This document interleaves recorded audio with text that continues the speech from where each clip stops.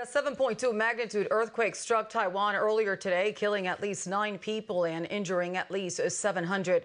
The strongest quake to hit the island in 25 years caused buildings to collapse and reportedly trapped more than 75 people in tunnels below the city. It struck just off the coast at around 8 a.m. local time as people were beginning their morning commute.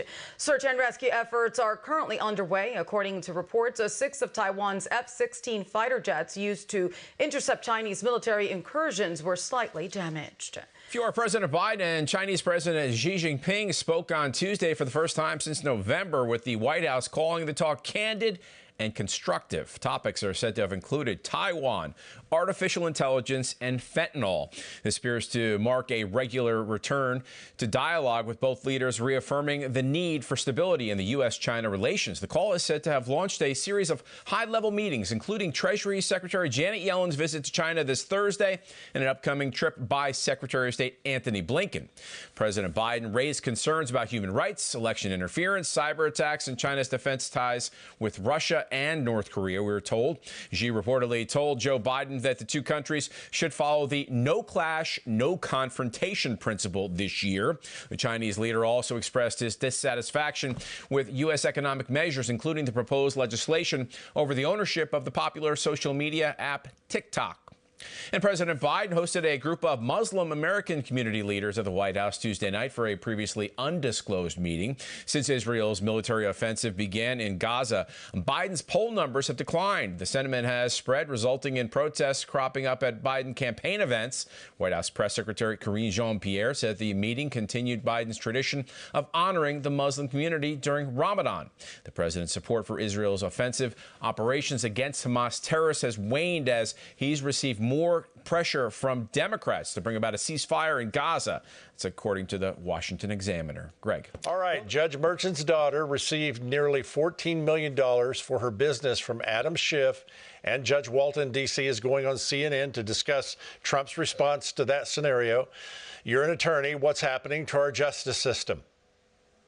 You know, we used to be very cautious about this kind of thing, and not to avoid just impropriety or corruption, but any appearance of impropriety. And it seems that on the left these days, the appearance of impropriety no longer matters. I can't say that this is actually corrupt, but it certainly looks bad when you have her taking millions and millions of dollars to work for leftist political organizations, and her father is in the midst of a prosecution of Trump. That's a bad look. It is a bad look. Yesterday, Joe Biden spoke by phone with China's President Xi Jinping.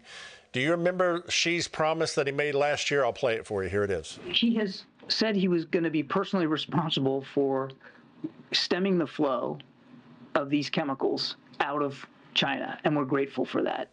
So do you think Joe Biden gave him a grade on keeping that promise of personally stemming the flow? Yeah, I don't think Joe Biden remembers what happened yesterday, let alone last year.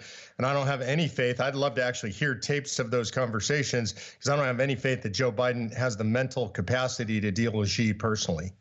All right, 4 more pro-life protesters were convicted yesterday of FACE Act violations after they were charged by the Biden administration over a peaceful protest at Tennessee abortion facility. Their lawyer argued they were, quote, people simply expressing their beliefs in a nonviolent way. How great an example of government overreach is this one? I think we're well beyond government overreach. When I say government overreach, I think of soft tyranny. I think this is actually hard tyranny now. You have people expressing a fundamental tenet of their Christian faith, trying to prevent babies from being killed. They're not doing so violently. They're not interfering in any way. And they're going to go to prison for this. I'm talking a tyrannical regime at this point in hard tyranny terms. That's interesting. Soft tyranny, hard tyranny. I like that. It's a great definition of it. So the Biden administration will now allow immigrants applying for benefits to select X as their gender instead of male or female without supporting documentation. So what does this small action like this mean in the bigger landscape of our culture when these immigrants are marking X?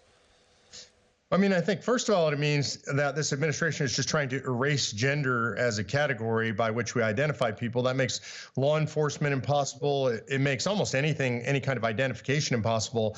But in a broader context, in the immigration context, it means even more, we have no idea who's coming into our country. We have no idea whether they're male or female. And if I were an immigrant, an illegal alien, I would absolutely check X, because that makes it difficult for authorities to have any idea who I am.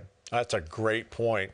Hopefully they don't hear you on that, but that is a great point. I don't think many of them are listening to you today. Well, you probably have a point.